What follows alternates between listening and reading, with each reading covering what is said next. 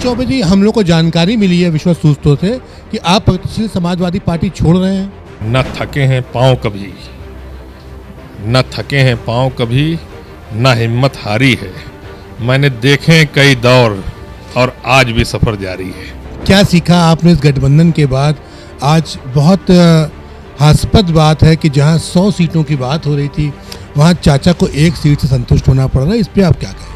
आज उन्होंने कहा कि नहीं, हमारे बाबा के कार्यकाल में जब मुलायम सिंह का शासन था तो समाजवाद में गुंडई बदमाशी थी, अखिलेश राज में गुंडई बदमाशी थी।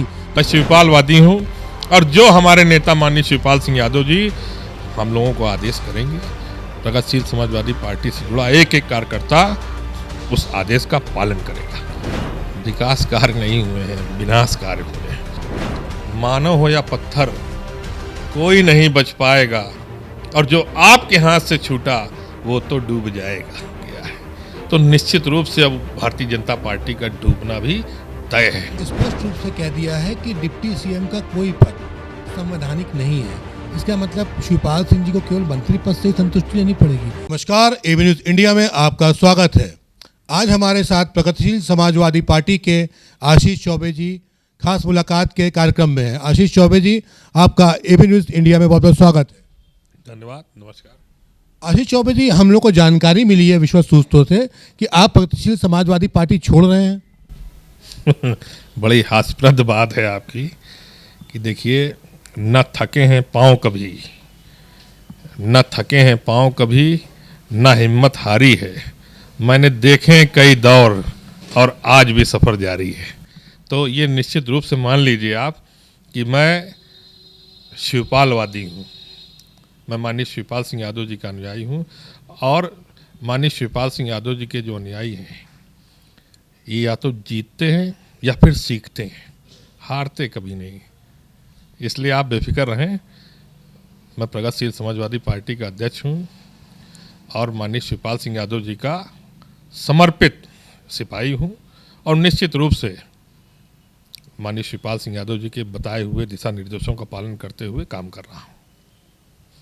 और माननीय शिवपाल सिंह यादव जी ने ये दिशा निर्देश पूरे उत्तर प्रदेश में प्रगतिशील समाजवादी पार्टी के एक एक कार्यकर्ताओं को दिया है कि पूरी ताकत के साथ, पूरी ईमानदारी और निष्ठा के साथ सभी लोग 2022 में माननीय अखिलेश यादव जी के नेतृत्व में जो ये महागठबंधन हुआ है, इस गठबंधन धर्म का पालन करते हुए समाजवादी पार्टी के प्रत्याशियों को जिताने का काम करें। और वही काम मैं कानपुर महानगर में कर रहा हूँ। न थकेंगे न हारेंगे, कुछ सीखेंगे। तो क्या सीखा आपने इस गठबंधन के बाद? आज बहुत हास्यास्पद बात है कि जहां 100 सीटों की बात हो रही थी वहां चाचा को एक सीट से संतुष्ट होना पड़ रहा है। इस पे आप क्या कहेंगे? देखिए, मैं इसमें ये कहना चाहूँगा कि कहीं ना कहीं मुझे लगता है कि आपकी मेमोरी में गड़बड़ी है। एक सीट नहीं है, पूरी 403 सीटों पर माननीय शिवपाल सिंह यादव जी लड़ रहे हैं, क्योंकि समाजवादी सरकार 2022 में बनानी है, हम सबको मिलकर के बनानी है। इसलिए एक सीट नहीं है, पूरी 403 सीटें माननीय शिवपाल सिंह यादव जी की हैं, माननीय अखिलेश यादव जी की हैं। तो आप लोग जो प्रगतिशील समाजवादी पार्टी फैंस एसोसिएशन बनाया था, जिसमें मुझे याद है कानपुर जिले में सबसे पहले आप आए थे। आप थे, जालौन के एक त्रिपाठी जी थे, शिव मोहन चंदेल थे। सबसे पहले आप लोग आए थे प्रगतिशील समाजवादी पार्टी का झंडा उठाने और चलने में लेकर के। लेकिन आज जितने भी प्रगतिशील समाजवादी पार्टी के लोग हैं उनमें से शिवपाल सिंह के अलावा किसको टिकट मिला है, इस पे आप चर्चा कर दीजिए। देखिए, मैं फिर अपनी बात दोहराऊंगा आपसे। मैं फिर कह रहा हूं कि पूरी 403 सीटों पर प्रगतिशील समाजवादी पार्टी और समाजवादी पार्टी का गठबंधन चुनाव लड़ रहा है, पूरी 403 सीटों पर। आपका कहने का मतलब है कि समाजवादी पार्टी ही अब प्रगतिशील समाजवादी पार्टी हो गई है। देखिए, माननीय शिवपाल सिंह यादव जी ने साफ तौर पर कहा है कि विलय नहीं हुआ है पार्टी का। पार्टी का विलय नहीं हुआ है, पार्टी है और रहेगी। और इस पे जो भी फैसला आगे होगा वो माननीय शिवपाल सिंह यादव जी लेंगे। मैंने पहले भी कहा, मैं फिर कह रहा हूँ, मैं शिवपालवादी हूँ और जो हमारे नेता माननीय शिवपाल सिंह यादव जी हम लोगों को आदेश करेंगे, प्रगतिशील समाजवादी पार्टी से जुड़ा एक एक कार्यकर्ता उस आदेश का पालन करेगा। विलय नहीं हुआ है, इसका मतलब विघटन हो सकता है? नहीं, कुछ नहीं होगा।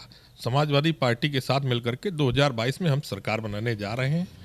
निश्चित रूप से आप बेफिक्र रहिए, 10 मार्च को दूध का दूध पानी का पानी हो जाएगा और माननीय अखिलेश यादव जी के नेतृत्व में प्रचंड बहुमत के साथ इस गठबंधन की सरकार बनने जा रही है। आप अभी वर्तमान समय में जो विकास कार्य भारतीय जनता पार्टी जिसको बताती है कि हमने विकास कार्य कराए हैं, उस विकास कार्य को किस रूप में देख रहे हैं? विकास कार्य नहीं हुए हैं, विनाश कार्य हुए हैं। और जो भी समाजवादियों सरकार में काम कराए गए, माननीय अखिलेश यादव जी, माननीय शिवपाल सिंह यादव जी की पूर्व में सरकार में जो काम कराए गए, उन कामों को अपना बता करके पीठ थपथपाने का स्वयं भारतीय जनता पार्टी काम कर रही है और बाकी विकास के नाम पे सिर्फ और सिर्फ विनाश हुआ है, विकास नहीं हुआ। तो विकास कार्य तो खूब हो रहे हैं। आप देखिए चारों तरफ रिंग रोडों का जाल फैल रहा है, सारे काम हो रहे हैं, बढ़िया सब कुछ तो अच्छा चल रहा है। और कहीं ना कहीं भारतीय जनता पार्टी का कहना है कि पुलिस प्रशासन चुस्त दुरुस्त है। आज ही सवेरे आपके जो समाजवादी पार्टी जिसका आप झंडा उठा रहे हैं, जिसके लिए आप बहुत तारीफ कर रहे हैं, उसके हम सब जानते हैं चौधरी हरमोहन सिंह मिनी मुख्यमंत्री यहाँ पर रहे हैं और समाजवादी पार्टी में के समय में उनका एक कद रहा है जिले में। आप इससे सहमत है कि नहीं सहमत है? बिल्कुल सहमत हूँ और आज भी कद है उनका और आज भी वो समाजवादी पार्टी के साथी हैं और इस समाजवादी पार्टी से राज्यसभा सदस्य हैं। तो उनके पौत्र मोहित चौधरी आज उन्होंने कहा कि नहीं, हमारे बाबा के कार्यकाल में जब मुलायम सिंह का शासन था तो समाजवाद में गुंडई बदमाशी थी, अखिलेश राज में गुंडई बदमाशी थी। तो अब जब इतने बड़े राजघराने से, जहाँ पे जो राजनीतिक परिवार है, जब वहाँ से ये संदेश हो रहा है, तो आप कैसे कह सकते हो कि कानपुर में समाजवादी पार्टी में बहुत मतलब कानून का पूरा राज चल रहा था? समाजवादी विचारधारा जो है वो आम जनमानस के हक की लड़ाई लड़ने का काम करती है। समाजवादी विचारधारा सबका साथ, सबका विकास अगर असली कहीं है तो वो समाजवादी विचारधारा में है और हम सब समाजवादी विचारधारा से जुड़े हुए लोग हैं। ये तो निश्चित रूप से आप भी जानते हो, जब कोई परिवर्तन करता है, कहीं ना कहीं जाता है तो कुछ ना कुछ तो कहता ही है। तो ये अपना उनकी व्यक्तिगत राय हो सकती है, इस विषय में मैं नहीं पढ़ना चाहता हूँ। निश्चित रूप से आप ये जान लीजिए कि 2022 में प्रचंड बहुमत के साथ समाजवादी पार्टी की सरकार बनने जा रही है। और एक छोटा सा प्रसंग है, क्योंकि मैं आजकल सुनता हूँ कि एक गाना बड़ी जोरों से चल रहा है कि जो राम को लाए हैं, हंसी भी आती है। तो जिन लोगों ने ये गाना बनाया है और चला रहे हैं, मैं उनके लिए एक रामायण का छोटा सा प्रसंग आपके चैनल के माध्यम से आम जनमानस से कहना चाहता हूँ कि जब सेतु का निर्माण हो रहा था, उस समय सभी लोग सेतु निर्माण कार्य में लगे थे, जोर शोर से सेतु निर्माण का कार्य चल रहा था। तब भगवान श्री राम ने सोचा कि चलो इस काम में हम भी हाथ बटाएं और इसी फलस्वरूप उन्होंने जो है पत्थरों को उठा करके समुद्र में फेंकना शुरू कर दिया। लेकिन जो भी वो पत्थर फेंकते थे वो समुद्र में डूब जाता था। आप भी जानते होंगे, इस प्रसंग को आपने भी सुना होगा। तो दूर से बैठे बजरंगबली सब देख रहे थे। तो जब उनसे रहा नहीं गया तो वो भगवान श्री राम के पास पहुँचे और उन्होंने कहा कि प्रभु मन दुखी न करें, मानव हो या पत्थर कोई नहीं बच पाएगा और जो आपके हाथ से छूटा वो तो डूब जाएगा और वो तो डूब जाएगा। निश्चित रूप से ये भारतीय जनता पार्टी स्वरूप जो ये पत्थर है वो भी भगवान राम के नाम से और भगवान राम के हाथ से छूट गया है। तो निश्चित रूप से अब भारतीय जनता पार्टी का डूबना भी तय है। तभी तो आप देखिए जो भगवान राम के नाम से आए हैं वो आज कह रहे हैं जो राम को लाए हैं। जी जी, कहीं ना कहीं भारतीय जनता पार्टी स्पष्ट रूप से खुले मन से बताती है कि मुलायम सिंह जी ने खुद कहा था कि मैंने राम सेवकों पे गोली चलाने का आदेश दिया था, ठीक है। और अयोध्या में जो निर्माण हुआ है, भारतीय जनता पार्टी का स्पष्ट कहना है कि वो निर्माण उसके कार्यकाल में हुआ, जो उसने एजेंडे में बोला था कि हम आएंगे तो मंदिर बनाएंगे। तो समाजवादी पार्टी ने क्यों नहीं मंदिर का निर्माण किया? देखिए, मैं फिर आपको भी याद दिलाना चाहूँगा आपके चैनल के माध्यम से कि भगवान राम का मंदिर का एजेंडा जरूर भारतीय जनता पार्टी का रहा होगा, लेकिन भगवान ने भी स्वयं देख लिया कि ये मेरे नाम को बेचने वाले कभी भी मंदिर निर्माण नहीं करेंगे। तभी तो उन्होंने इसका फैसला सुप्रीम कोर्ट से करवाया है। भगवान राम का मंदिर का फैसला सुप्रीम कोर्ट ने किया है, किसी पार्टी ने नहीं किया है। और निश्चित रूप से अब तो भगवान राम का भव्य मंदिर बनने जा रहा है। हम भी दर्शन करेंगे और आपको भी साथ ले चलेंगे, दर्शन कराएंगे।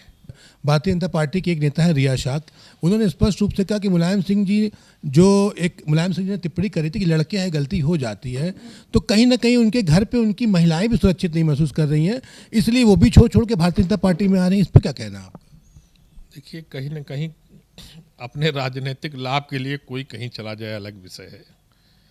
आज का समय और परिवेश तो आप भी जानते हैं, क्षणिक सुख और लाभ के लिए कोई कहीं भी जा सकता है।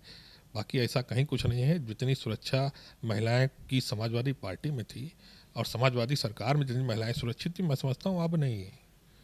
देखिए, सबसे ज़्यादा उत्पीड़न महिलाओं के ऊपर हो रहा है। देखिए, 69,000 शिक्षकों का मामला, किस तरीके से छात्रों को, छात्राएं भी, सबको कितनी बेरहमी से लखनऊ में पीटा जा रहा है। आप नहीं देख रहे कि आपका चैनल भी दिखा रहा है, मैंने भी देखा आपके चैनल के माध्यम से। तो आप खुद जानिए ना, खुद समझिए और खुद निर्णय करिए कि महिलाएं किस सरकार में सुरक्षित थी। सिर्फ और सिर्फ समाजवादी पार्टी की सरकार में ही महिलाएं सुरक्षित थी। ये सब गलत आरोप हैं जो भी लगा रहे हैं। समाजवादी पार्टी पे एक आरोप लगा है कि ये मुस्लिमी तुष्टीकरण बहुत करती है, इस पे आप क्या कहना चाहेंगे? देखिए, आप समाजवादी सरकार जब आई तो समाजवादी विचारधारा में सभी धर्मों का सम्मान है। सभी धर्मों को साथ में लेकर के चलने को ही समाजवादी पार्टी हमेशा काम करती रही है और निश्चित रूप से आगे भी सभी धर्म के लोग समाजवादी पार्टी के साथ हैं और प्रचंड बहुमत के साथ। फिर कह रहा हूं आपके चैनल से, प्रचंड बहुमत के साथ 2022 में समाजवादी पार्टी के नेतृत्व में सरकार बनने जा रही है। माननीय अखिलेश यादव जी पुनः उत्तर प्रदेश सरकार में 2022 में मुख्यमंत्री पद की शपथ लेंगे। अखिलेश जी ने स्पष्ट रूप से कह दिया है कि डिप्टी सीएम का कोई पद संवैधानिक नहीं है। इसका मतलब शिवपाल सिंह जी को केवल मंत्री पद से ही संतुष्टि लेनी पड़ेगी, क्योंकि डिप्टी सीएम का तो उन्होंने साफ साफ इशारा कर दिया है कि डिप्टी सीएम कोई दूसरा नहीं होगा। देखिए, इस विषय पे मैं कोई टिप्पणी नहीं कर सकता हूँ, ना ही ये मेरा अधिकार है और ना ही मेरी क्षमता है इस विषय पे टिप्पणी करने की। हम लोग समाजवादी विचारधारा के लोग हैं और समाजवादी पार्टी की सरकार बनाना ये लक्ष्य है हम सबका, जिसपे हम लोग दिन रात मेहनत करके काम कर रहे हैं। क्या होगा क्या नहीं होगा ये निर्णय माननीय अखिलेश यादव जी का है, वो लेंगे। और हम लोग ने जो निर्णय लेना था वो ले लिया है। निश्चित रूप से हम सब ने मन बना लिया है पूरी ताकत के साथ 2022 के चुनाव में माननीय अखिलेश यादव जी को उत्तर प्रदेश का मुख्यमंत्री बनाना है। आशीष जी, आप समाजवादी पार्टी की प्रशंसा कर रहे हैं, कहीं ना कहीं आप भी देखो, भारतीय जनता पार्टी ने शिक्षा का स्तर को बढ़ाया है। ग्रामीण क्षेत्र में सरकार का जो एक ग्राफ है वो कह रही है कि हमने रोजगार भी मुहैया कराया है, शिक्षा को भी आगे बढ़ाया है, और आप कह रहे हैं कि नहीं, भारतीय जनता पार्टी में कोई विकास ही नहीं हुआ। देखिए, शिक्षा के नाम पर तो इस सरकार ने मजाक बना दिया है। आप देखिए जाके आईटीआई कॉलेजों में, आप देखिए जाके जो 18 और 19 में छात्रों ने एडमिशन लिया था, मैं समझता हूँ उनकी अभी तक ऑनलाइन परीक्षाएं नहीं करा पाई है। क्यों? क्योंकि आप जाइए राजकीय विद्यालयों में देखिए जाके, उनके पास सुविधाएं नहीं है, कंप्यूटर नहीं है। मजाक बना दिया है सरकार ने शिक्षा के नाम पे। शिक्षा और चिकित्सा अगर कहीं बढ़िया थी, अच्छी थी, सुविधाएं कहीं मिल रही थी, लैपटॉप छात्रों को मिल रहे थे, तो वो समाजवादी सरकार में मिल रहे। इस सरकार ने सिर्फ और सिर्फ ढोंग और पाखंड किया है, धोखा देने का काम लोगों को किया है। भारतीय जनता पार्टी का स्पष्ट रूप से देना है कि रोजगार मुहैया वो करा रही है, शिक्षा उसने अपग्रेड कर दिया है, किसान खुश है उसकी सरकार में। समाजवादी अखिलेश जी का हमेशा ये रोना रहता है कि नहीं, किसान भी परेशान है। घर पे नहीं रह रहा है, लग रहा है आप गांव की तरफ गए नहीं हैं। देख के आइए किसान कितनी बड़ी मुसीबत में है। ये अन्ना जानवर जो छोड़ रखे हैं योगी जी ने, कितना बड़ा फसल का नुकसान हो रहा है। जो सरकार ने कहा था कि किसानों की आय दुगनी होगी, तो क्या आय दुगनी हुई? जो 2 करोड़ लोगों को रोजगार की बात कही थी, क्या मिला? कहाँ मिला बता दीजिए आप। गांव में आप देखिए, कोई भी किसान आपको अपने घरों में नहीं मिलेगा। इस जाड़े के मौसम में भी कहीं ना कहीं अपनी खेत की अन्ना जानवरों से रखवाली करते हुए मिलेगा। सब कुछ विनाश की ओर इस सरकार में जा रहा है। निश्चित रूप से खुशहाली किसानों के जीवन में तभी आएगी जब समाजवादी सरकार होगी। और किसानों ने, नौजवानों ने, अल्पसंख्यकों ने, गरीबों ने, मजदूरों ने, सब ने मन बना लिया है। अगड़ों ने, पिछड़ों ने, सब ने मन बना लिया है कि 2022 के चुनाव में प्रचंड बहुमत के साथ अखिलेश यादव को उत्तर प्रदेश का मुख्यमंत्री बना दें। जी, अभी हम लोग एक उसमें देखे थे जिस समय स्वामी प्रसाद मौर्य जी मंच पे बैठे हुए थे, उन्होंने स्पष्ट रूप से कहा कि भारतीय जनता पार्टी पिछड़ों और दलितों का वोट लेती है और मलाई इसमें अगड़े खाते हैं। यह इस कथन से आप कहाँ तक सहमत हैं? देखिए, ये स्वामी प्रसाद मौर्य जी की अपनी व्यक्तिगत सोच हो सकती है, लेकिन आपकी पार्टी भी वर्तमान समय वो में अलग विषय है। आपके पार्टी के मुखिया अखिलेश जी के सामने और शिवपाल जी के सामने ही बात बोल रहे हैं। नहीं, माननीय शिवपाल जी वहाँ मौजूद नहीं थे। और दूसरी बात, आप समाजवादी पार्टी को हाँ ठीक बात है, बिल्कुल ठीक कह रहे होंगे आप। मैंने वो सुना नहीं, इसलिए मैं उस पर कोई कमेंट नहीं कर सकता हूँ। अगर वो मैंने सुना होता तो ज़रूर आपसे कुछ इस पे आपका, अगर उन्होंने ये बात कही है तो उसके लिए आप क्या कहना चाहेंगे? मैं कैसे इस बात को कम आपकी कहूँ, क्योंकि माननीय अखिलेश यादव जी, देखिए अभी भगवान परशुराम जी के मंदिर के निर्माण कार्य का भी उन्होंने शिलान्यास किया। सभी धर्मों को मानने वाले हमारे नेता माननीय अखिलेश यादव जी हैं। उत्तर प्रदेश के युवाओं ने भी मन बना लिया है, सबने मन बना लिया है। निश्चित रूप से सभी जात धर्म के लोग माननीय अखिलेश यादव जी के साथ हैं और प्रचंड बहुमत के साथ उत्तर प्रदेश में समाजवादी पार्टी के नेतृत्व में इस महागठबंधन की सरकार बनने जा रही है। ये जो वर्तमान में भारतीय जनता पार्टी है वो कहती है महागठबंधन नहीं महाठगबंधन है, इस पे क्या कहना चाहिए? ये तो 10 मार्च को इनको सबको पता लग जाएगा। उत्तर प्रदेश की जनता इसका जवाब देगी, मैं नहीं दूंगा। 10 मार्च को उत्तर प्रदेश की जनता इन धोखेबाजों को जवाब दे देगी। देख लीजिएगा, आपके सामने रिजल्ट होगा। हम भी यही हैं, आप भी यही हैं।